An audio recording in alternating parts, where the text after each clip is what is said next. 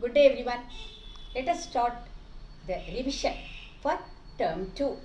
I am going to start with probability. This is probability part 1. Before going to the sums, let us just recapitulate a very important basic formula of probability and certain notations which you must definitely know. So, the first basic formula of probability is P of A, that is some event A. Probability of A is N of A by N of S. N of A gives you the number of favorable outcomes. N of S means the number of all possible outcomes, that is the total outcomes. So this is the basic of probability, because you all know probability is the likelihood of occurrence of an event. Now, you know all these things. Just let us recapitulate now. Whenever you say not A, you can represent it as A complement. It can be A with a bar or A with a dash. Okay?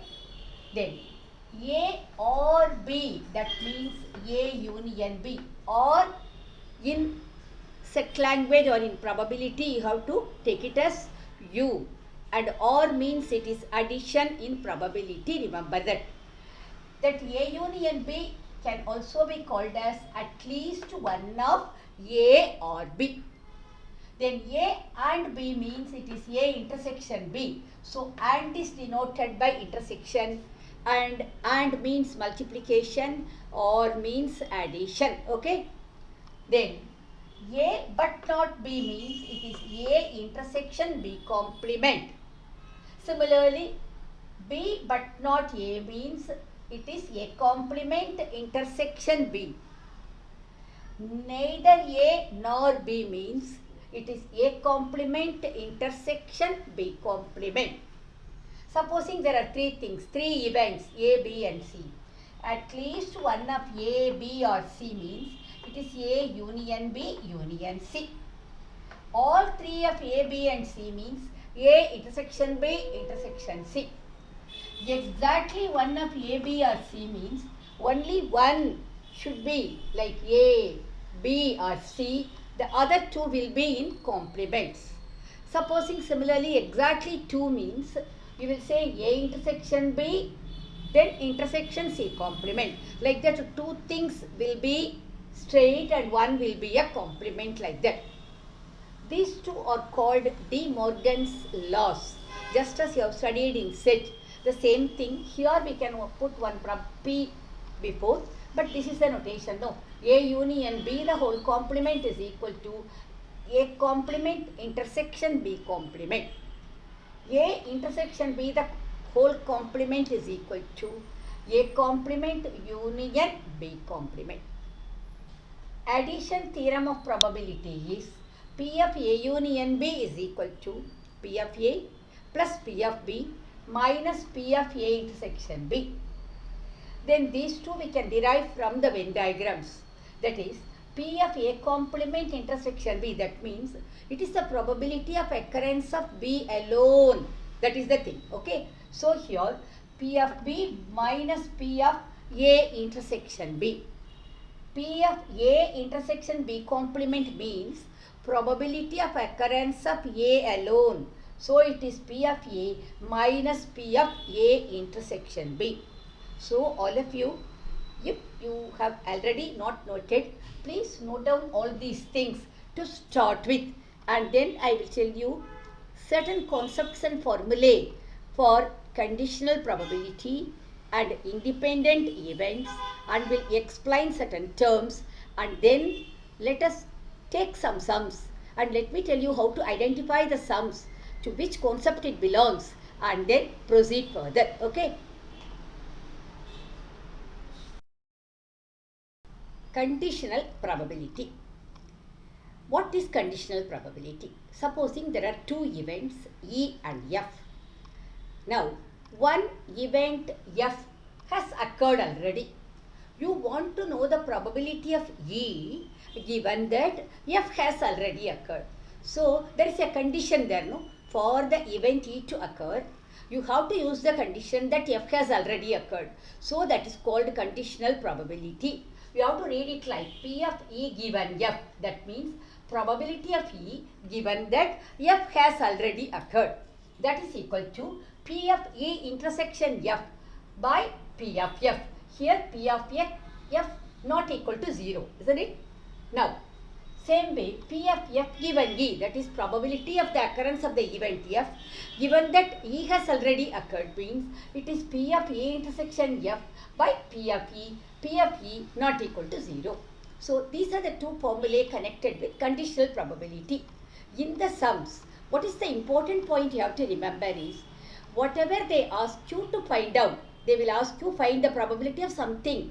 That event you can take as E, that is in the numerator part. Whatever the event has already occurred or what is given, that you take it as F.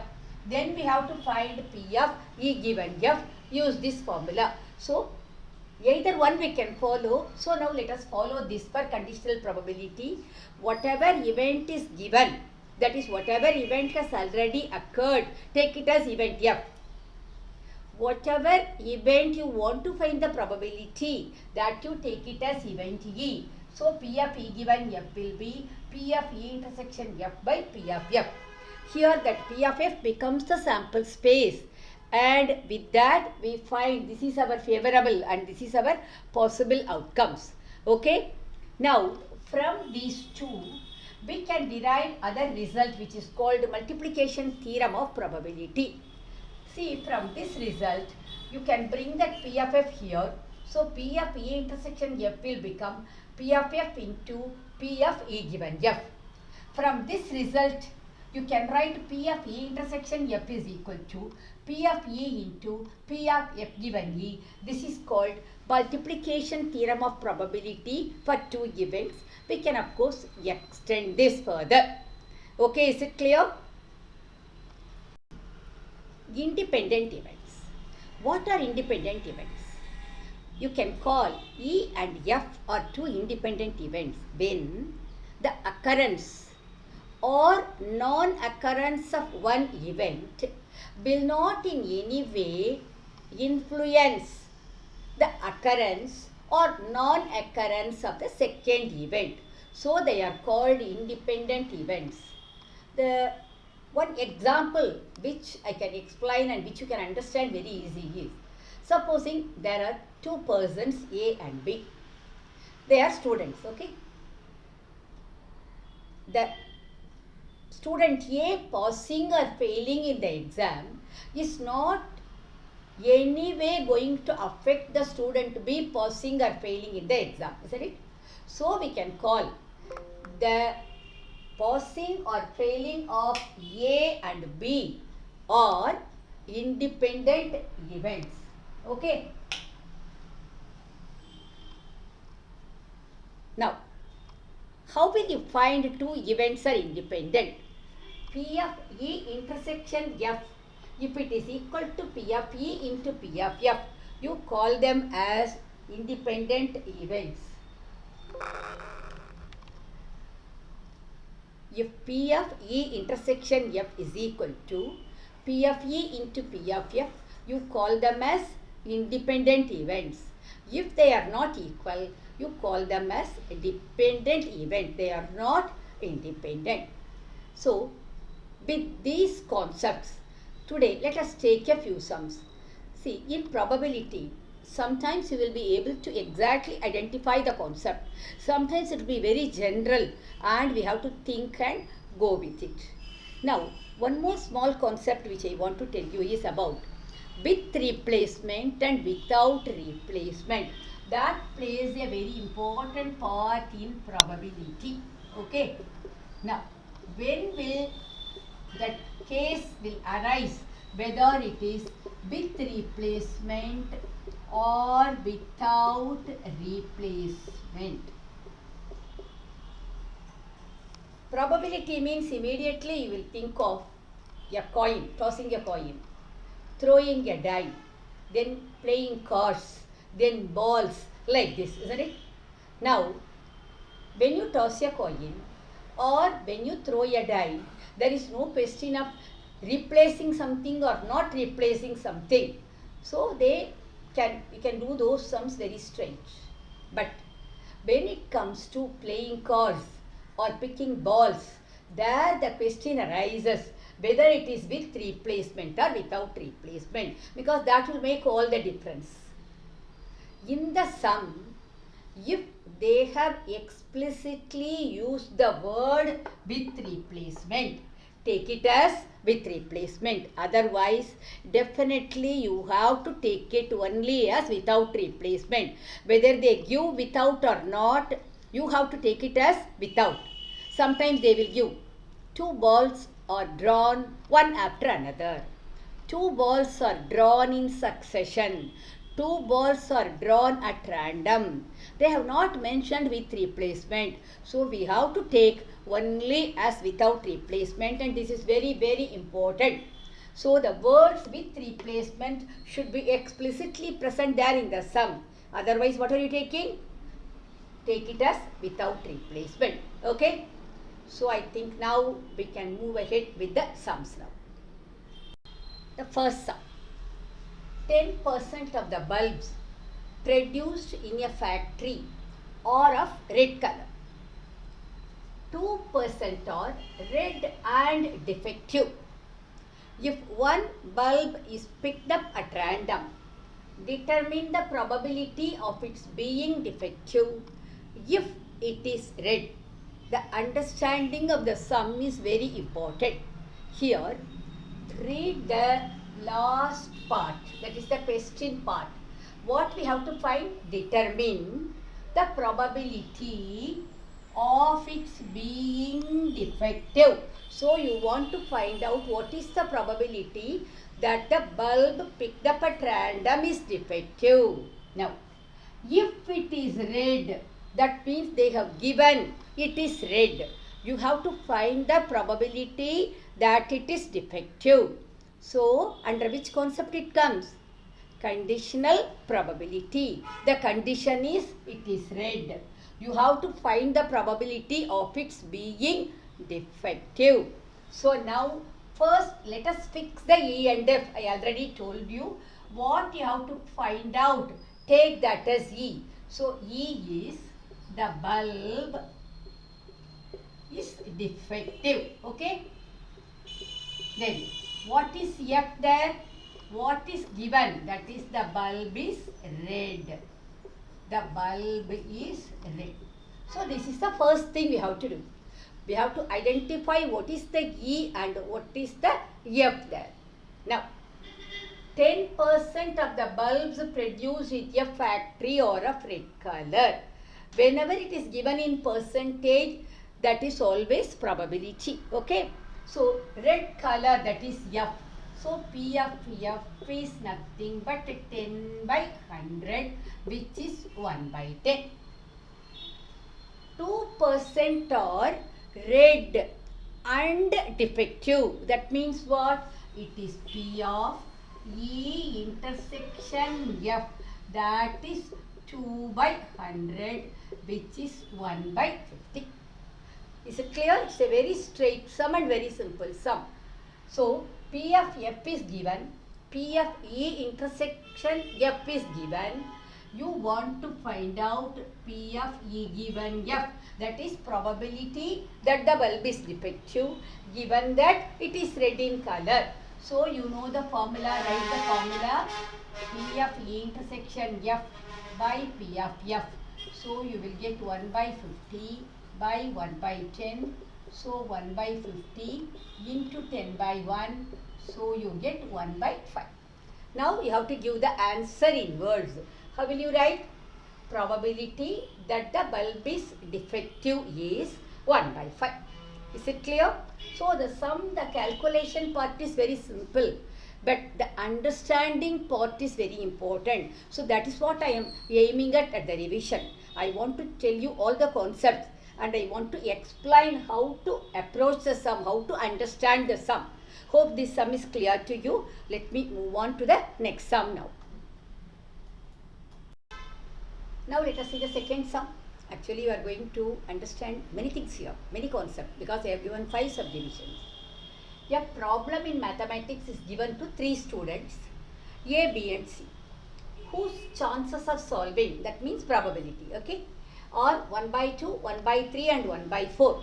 So probability of A solving is 1 by 2, B solving 1 by 3, C solving is 1 by 4. Find the probability that all three solve the problem.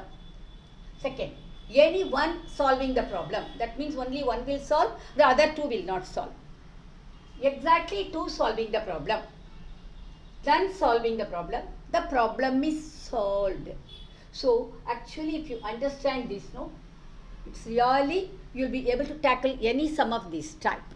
So now, first let us take probability of A solving. I will just mark it as A. I mean P of A solving the problem, that is equal to 1 by 2. Okay. Then P of B solving the problem, that is 1 by 3. P of C solving the problem is 1 by 4.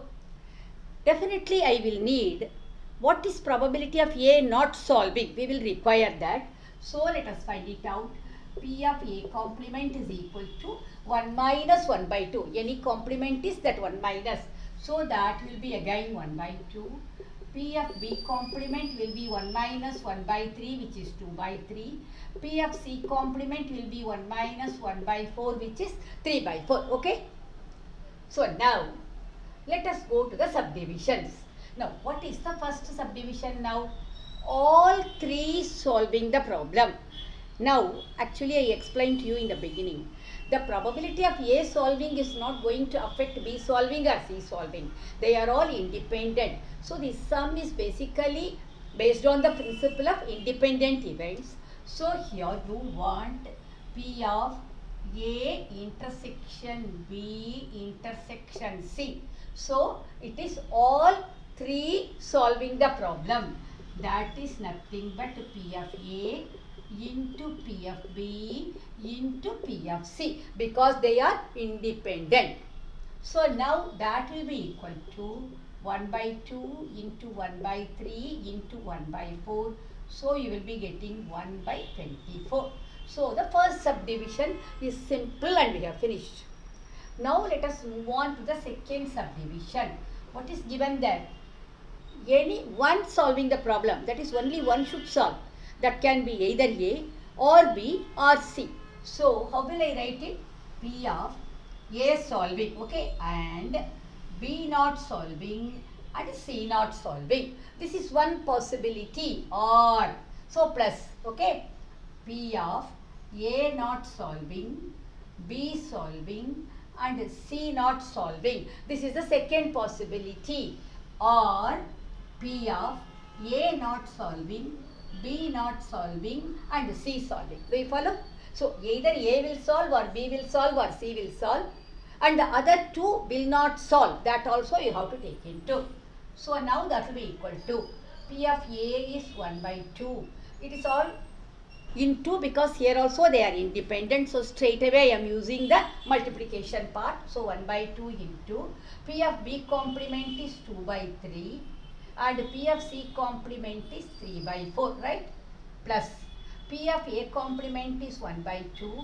P of B is 1 by 3. P of C complement is 3 by 4. Here P of A complement is 1 by 2. B complement is 2 by 3. This is 1 by 4. Do you understand? So now we have to just simplify. 3 goes, 2 goes. Here 3 and 3 goes. Here 2 and 2 goes. So I get now 1 by 4 plus 1 by 8 plus 1 by 12. So the LCM will be 24. So 6 plus 3 plus 2. So 11 by 24. So exactly one solving, that is any one solving the problem is 11 by 24. Okay. Now let us move on to the third one. That is exactly two solving. That means first let us take A solves and B solves and C is not solving, or P of A not solving and B solves and C solves. Okay. So here C complement, here A complement. So now B complement we have to take. So now it is P of A solving intersections B not solving and C. So here A and B solve, here B and C solve, there A and C solve. So that will be again into only. So probability of A is 1 by 2. Probability of B solving is 1 by 3. C complement is 3 by 4. Then here P of A complement, that will be 1 by 2. P of B, that will be 1 by 3. And C, that will be 1 by 4. Here A will be 1 by 2. B complement will be 2 by 3. And C, that will be 1 by 4. Okay. So now 3 goes. Here nothing. Here 2 goes. So you get 1 by 8 plus 1 by 24 plus 1 by 12. So 24. So here 3. Here 1. Here 2. So you get 6 by 24, which is equal to 1 by 4. Okay. So the 3 subdivisions over. So let me move on to the 4th subdivision. There, none solving. That means what? All the 3, they are not going to solve. So it is P of A not solving, B not solving, C not solving, which is again the multiplication of that. So it is 1 by 2 into 2 by 3 into 3 by 4. 2 goes, 3 goes. So it is 1 by 4. Now the last subdivision I want you to understand clearly. The problem is solved. That means, you know how many possibilities are there? The problem is solved means either A can solve the problem, or B can solve the problem, or C can solve the problem. A and B can solve, or B and C can solve, or C and A can solve, or all the 3 can solve. So what is left out there? That is, nobody is solving the problem, only that possibility is not there. So whenever you get like this, the problem is solved, something like that, we can write that as 1 minus P of none solving, because always the total probability is 1. Here only this possibility will not come, all the other possibilities can come. This is the easiest way. Okay. So problem is solved means, remember, you have to take it as 1 minus P of none solving the problem. This we have already found out. So it is 1 minus 1 by 4. So 3 by 4. So hope you are clear with this, all the 5 subdivisions. So today I want all of you to understand all the basics, concepts, notations and all, and then these 2 sums. In the next video, let us do more sums, and we have to identify, and we will see whether it belongs to general, whether it belongs to independent, whether it belongs to conditional. Okay. Thanks for watching the video. If you like it, share it with your friends and your contacts. Thank you once again.